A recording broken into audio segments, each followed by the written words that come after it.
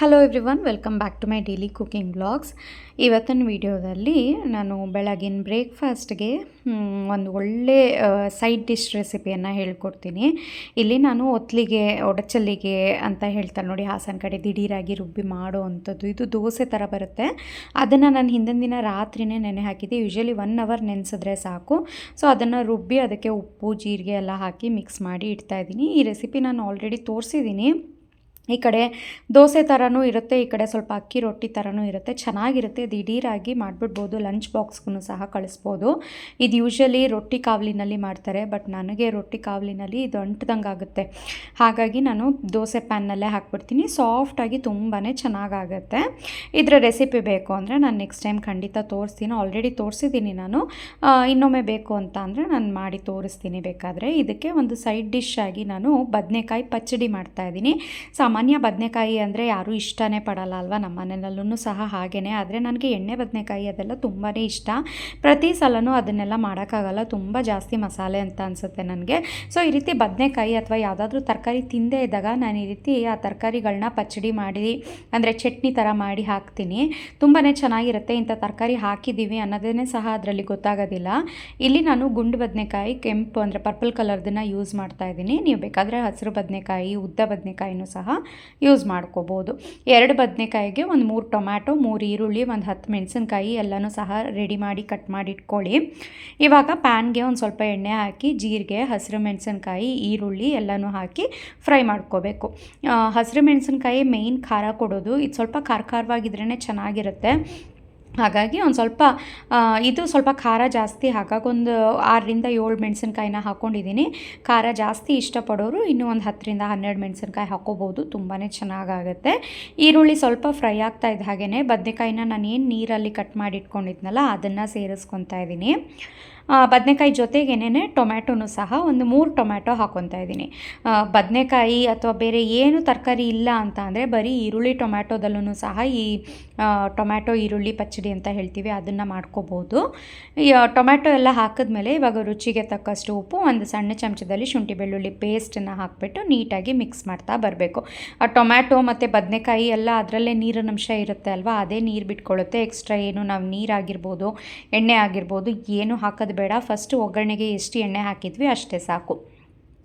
ಇವಾಗ ಕೊತ್ತಂಬರಿ ಸೊಪ್ಪಿನ ಬದಲಿಗೆ ನಾನು ಕರಿಬೇವಿನ ಸೊಪ್ಪನ್ನು ಹಾಕ್ತಾಯಿದ್ದೀನಿ ಜಾಸ್ತಿ. ಏಕೆಂದರೆ ಕರಿಬೇವಿನ ಸೊಪ್ಪು ಈ ರೀತಿ ರುಬ್ಬೋದಕ್ಕೆ ಹಾಕಿದಾಗ ಮಕ್ಕಳು ಜಾಸ್ತಿ ಕರಿಬೇವನ್ನ ತಿಂದಂಗೆ ಆಗುತ್ತೆ, ಸೈಡಿಗೆ ತೆಗೆದಿಡಲ್ಲ. ಹಾಗಾಗಿ ನಾನು ಕೊತ್ತಂಬರಿ ಸೊಪ್ಪಿನ ಬದಲಾಗಿ ಕರಿಬೇವನ್ನ ಹಾಕ್ತಾಯಿದ್ದೀನಿ. ನೀವು ಬೇಡ ನಮ್ಮ ಕರಿಬೇವು ಫ್ಲೇವರ್ ಇಷ್ಟ ಆಗಲ್ಲ ಅಂತ ಅಂದರೆ ಕೊತ್ತಂಬರಿ ಸೊಪ್ಪನ್ನು ಒಂದು ಹಿಡಿ ಆಗೋಷ್ಟು ಹಾಕ್ಕೊಳ್ಳಿ.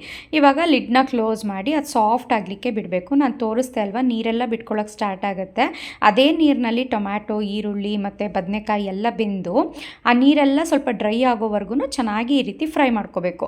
ಸೊ ಇಲ್ಲಿ ನೀರೆಲ್ಲ ಚೆನ್ನಾಗಿ ಡ್ರೈ ಆಗಿದೆ. ಇವಾಗ ಸ್ಟವ್ನ ಆಫ್ ಮಾಡಿ ನಾನಿದು ತಣ್ಣಗಾಗಲಿಕ್ಕೆ ಬಿಡ್ತಾ ಇದ್ದೀನಿ. ತಣ್ಣಗಾದ ನಂತರ ಇದನ್ನು ಮಿಕ್ಸಿ ಜಾರಿಗೆ ಹಾಕ್ಕೊಂಡು ರುಬ್ಕೋಬೇಕು ಅಷ್ಟೇ. ನೀರೇನು ಸೇರಿಸೋದು ಬೇಡ, ಇದೇ ಸಾಫ್ಟಾಗಿರುತ್ತೆ. ಒಂದು ಪಲ್ಸ್ ಮೋಡಲ್ಲಿ ಒಂದು 3-4 ಸಲ ರಿವರ್ಸ್ ಪಲ್ಸ್ ಮಾಡಿದ್ರೆ ಸಾಕು, ನೀಟಾಗಿ ಅದು ರುಬ್ಕೊಳ್ಳುತ್ತೆ. ತರಿಯಾಗೇ ಇರಬೇಕು, ತುಂಬ ಫೈನ್ ಪೇಸ್ಟ್ ಮಾಡಬಾರ್ದು. ಇದಕ್ಕೆ ಉಪ್ಪೆಲ್ಲ ಫಸ್ಟೇ ಹಾಕಿರ್ತೀವಲ್ವ, ಉಪ್ಪೆಲ್ಲ ಏನು ಹಾಕೋದು ಬೇಡ. ಜಸ್ಟ್ ರುಬ್ಕೊಂಡು ಟ್ರಾನ್ಸ್ಫರ್ ಮಾಡ್ಕೊಳ್ಳಿ ಸರ್ವಿಂಗ್ ಬೌಲ್ಗೆ. ಇದಕ್ಕೆ ಬೇಕಂದರೆ ನೀವು ಮೇಲೊಗ್ಗರಣೆ ಕೊಟ್ಕೋಬೋದು, ಸಾಸಿವೆ, ಜೀರಿಗೆ, ಒಣಮೆಣಸಿನ್ಕಾಯಿ, ಕರಿಬೇವೊಂದು.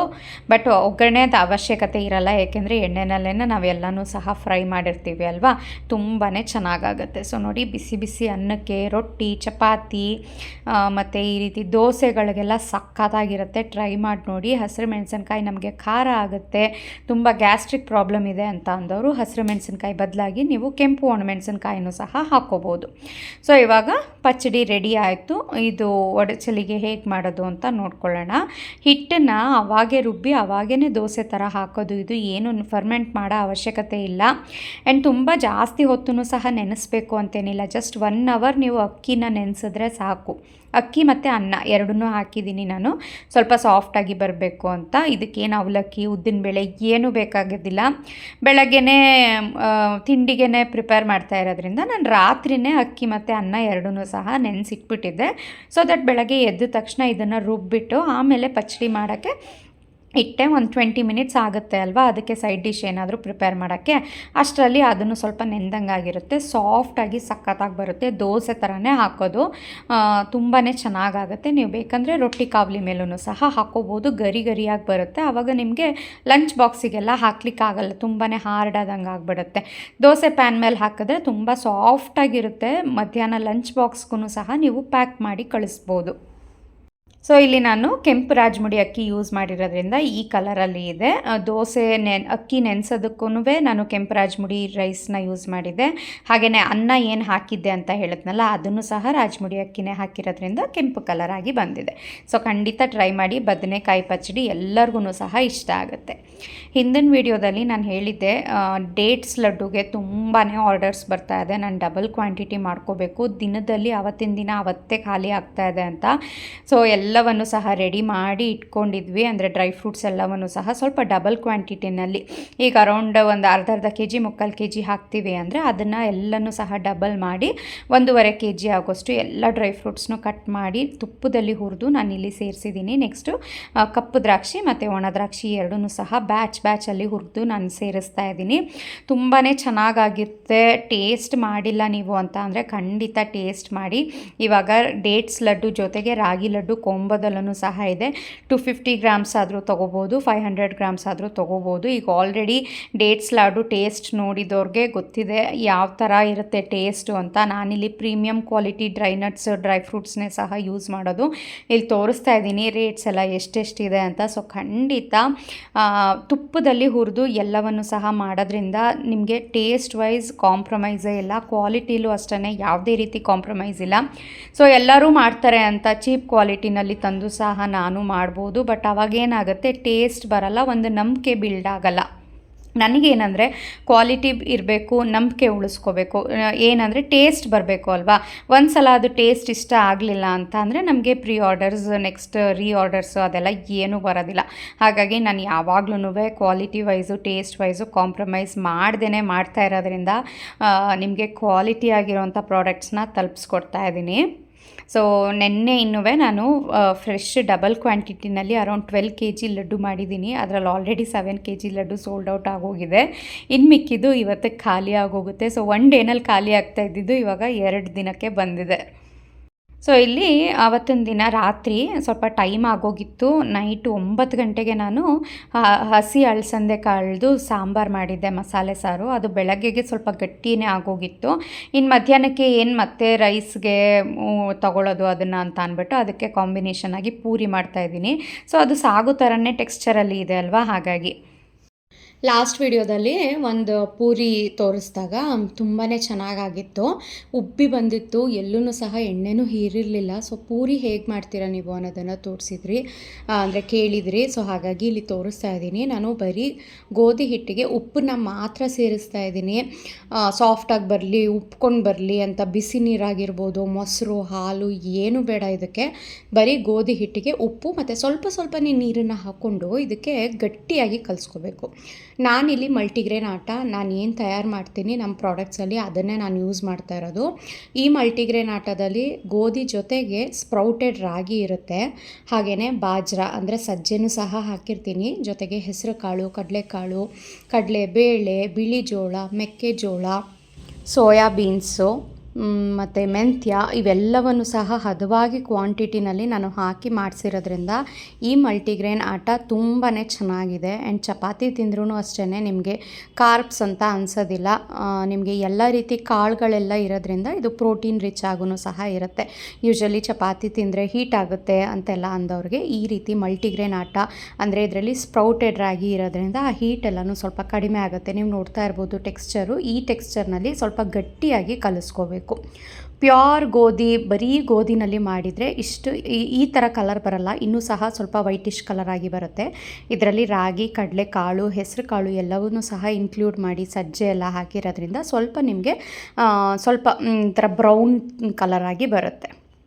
ಇದು ಹಿಟ್ಟು ಕಲಸಿದ ತಕ್ಷಣವೇ ಪೂರಿ ಮಾಡ್ಕೋಬಹುದು, ಇಲ್ಲ ಒಂದು 5-10 ನಿಮಿಷ ಬಿಟ್ಟು ಸಹ ಮಾಡ್ಕೋಬೋದು. ಆದರೆ ಒಟ್ಟಿನಲ್ಲಿ ಗಟ್ಟಿಯಾಗಿ ಕಲಸಿ, ಚಪಾತಿಗೆ ನಾವು ಯೂಶ್ವಲಿ ಸಾಫ್ಟಾಗಿ ಕಲಿಸ್ತೀವಲ್ಲ ಆ ರೀತಿ ಕಲಿಸ್ಬಾರ್ದು ಇದಕ್ಕೆ. ಸೊ ಇಲ್ಲಿ ಪೂರಿಗೆ ಹಿಟ್ಟು ಕಲಸೋ ಅಷ್ಟರಲ್ಲಿ ಈ ಕಡೆ ನಾನು ಏನು ಸಾಂಬಾರು ಮಾಡ್ಕೊಂಡಿದ್ದೆ ಅಲ್ವಾ ಹಿಂದಿನ ದಿನ ರಾತ್ರಿ, ಅದನ್ನೇ ಲಂಚ್ ಬಾಕ್ಸ್ಗೂ ಹಾಕಿ ಕಳ್ಸೋಣ. ಎಕ್ಸ್ಟ್ರಾ ಏನು ಪೂರಿಗೆ ಸಾಗು ಅಥವಾ ಪಲ್ಯ ಅದೆಲ್ಲ ಏನು ಮಾಡೋದು ಬೇಡ ಅಂತ ಅದನ್ನೇ ನಾನು ಬಿಸಿಗೂ ಸಹ ಇಟ್ಟಿದ್ದೆ. ಆ್ಯಂಡ್ ಲಂಚ್ ಬಾಕ್ಸ್ಗಳನ್ನೆಲ್ಲ ರೆಡಿ ಮಾಡಿ ಇಟ್ಕೊತಾ ಇದ್ದೀನಿ. ಬೆಳಗ್ಗೆ ಅಂದರೆ ಹರಿಬರಿನಲ್ಲಿ ಇರ್ತೀವಿ ಅಲ್ವಾ, ನಾನು ಪ್ರದೀಪ್ಗೂ ಲಂಚ್ ಬಾಕ್ಸ್ ಕಳಿಸ್ಬೇಕು, ಹಿತೈಷ್ಗೂ ಲಂಚ್ ಬಾಕ್ಸ್ ಕಳಿಸ್ಬೇಕು. ಹಾಗಾಗಿ ಲಂಚ್ ಬಾಕ್ಸ್ ಎಲ್ಲ ಕೈಗೆ ಸಿಗೋ ಹಾಗೆ ರೆಡಿ ಮಾಡಿ ಇಟ್ಕೊತಾ ಇದ್ದೀನಿ. ಇಲ್ಲ ಅಂದರೆ ಅಲ್ಲಿ ಇಲ್ಲಿ ಇದ್ಬಿಟ್ರೆ ನನಗೆ ಯಾವ್ಯಾವ ಲಂಚ್ ಬಾಕ್ಸು ಎಲ್ಲೆಲ್ಲಿದೆ ಅನ್ನೋದೇ ಗೊತ್ತಾಗೋದಿಲ್ಲ ಬೆಳಗಿನ ಹರಿಬರಿನಲ್ಲಿ. ಸೊ ಇಲ್ಲಿ ಈ ಕಡೆ ಪೂರಿಗೆ ಸಣ್ಣ ಸಣ್ಣ ಉಂಡೆಗಳನ್ನಾಗಿ ಮಾಡಿ ಇಟ್ಕೊಂಡು ರೆಡಿ ಮಾಡ್ಕೊತಾ ಇದ್ದೀನಿ. ಪೂರಿನ ಕೆಲವರು ಹಸಿಟ್ಟಿನಲ್ಲಿ ಅಂದರೆ ಹಿಟ್ಟನ್ನು ಹಾಕ್ಕೊಂಡು ಡ್ರೈ ಗೋಧಿ ಹಿಟ್ಟನ್ನು ಹಾಕ್ಕೊಂಡು ಲಟ್ಟಿಸ್ತಾರೆ.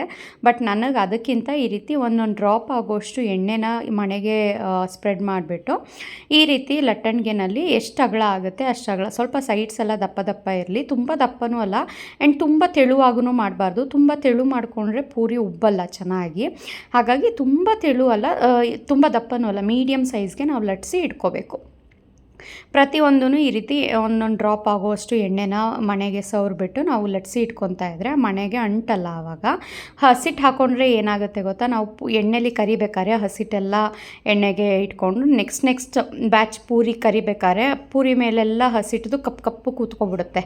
ಹಾಗಾಗಿ ಈ ರೀತಿ ಎಣ್ಣೆಯಲ್ಲಿ ಅರೆದ್ರೆ ತುಂಬಾ ಚೆನ್ನಾಗಾಗುತ್ತೆ. ಇಲ್ಲಿ ಪೂರಿ ಇದರಲ್ಲಿ ತೋರಿಸ್ತಾ ಇದ್ದೀನಲ್ವ, ರಾಗಿ ಮತ್ತು ಕಾಳುಗಳೆಲ್ಲ ಏನೇನು ಹಾಕಿದ್ದೀನಿ, ಅದ್ರ ಟೆಕ್ಸ್ಚರ್ ಎಷ್ಟು ಚೆನ್ನಾಗಿ ಕಾಣಿಸ್ತಾ ಇದೆ ಅಂತ. ಇನ್ನೊಂದು ಟಿಪ್ ಏನು ಅಂತ ಅಂದರೆ, ಪೂರಿ ಮಾಡಬೇಕಾದ್ರೆ ಎಣ್ಣೆ ಯಾವಾಗಲೂ ಚೆನ್ನಾಗಿ ಕಾದಿರಬೇಕು. ಕಾದಿಲ್ಲದೆ ಇರೋವಂಥ ಎಣ್ಣೆಗೆ ಹಾಕ್ಬಿಟ್ರೆ ಪೂರಿ ಉಬ್ಬೋದು ಇಲ್ಲ, ಆಮೇಲೆ ಅದು ಎಣ್ಣೆ ಹೀರುತ್ತೆ. ಸೊ ಈ ರೀತಿ ಹಾಕ್ತಿದ್ದ ಹಾಗೆಯೇ ಉಬ್ಬಬೇಕು ಅಂತ ಅಂದರೆ ಎಣ್ಣೆ ಚೆನ್ನಾಗಿ ಹೊಗೆ ಆಡೋ ರೀತಿಯಲ್ಲಿ ಕಾಯಿಸ್ಕೊಳ್ಳಿ. ಆ ನಂತರ ಫಸ್ಟ್ ಪೂರಿ ಹಾಕ್ಬಿಟ್ಟು ಅದೇನು ನಾವು ಸ್ಪ್ಯಾಚುಲ ಇರುತ್ತಲ್ಲ ಅದರಲ್ಲಿ ಒಂದು ಸ್ವಲ್ಪ ಪ್ರೆಸ್ ಮಾಡಿದ್ರೆ ಸಾಕು, ಪೂರಿ ಒಳ್ಳೆ ಬಲೂನ್ ಥರ ಉಬ್ಬುತ್ತೆ. ಆವಾಗ ನೀವು ನೆಕ್ಸ್ಟ್ ಒಂದು 10 ಸೆಕೆಂಡ್ ಸಾಕು, ಜಾಸ್ತಿ ಹೊತ್ತು ಬಿಡಬಾರ್ದು, ಏಕೆಂದರೆ ಎಣ್ಣೆ ಚೆನ್ನಾಗಿ ಕಾದಿರುತ್ತೆ ಅಲ್ವಾ. 10 ಸೆಕೆಂಡ್ ಎರಡು ಕಡೆ ಬೇಯಿಸ್ಕೊಂಡ್ರೆ ಪೂರಿ ರೆಡಿ ಆಗಿಬಿಡುತ್ತೆ. ಸೊ ನಿಮಗೂ ಸಹ ಈ ಮಲ್ಟಿಗ್ರೇನ್ ಆಟ ಏನಾದರೂ ಬೇಕಿತ್ತು ಅಂತ ಅಂದರೆ ಸ್ಕ್ರೀನ್ ಮೇಲೆ ಕಾಣಿಸೋ ಅಂಥ ನಂಬರ್ಗೆ ವಾಟ್ಸಪ್ ಮಾಡಿ ಪರ್ಚೇಸ್ ಮಾಡ್ಬೋದು. ತುಂಬ ಹೆಲ್ದಿಯಾಗಿದೆ.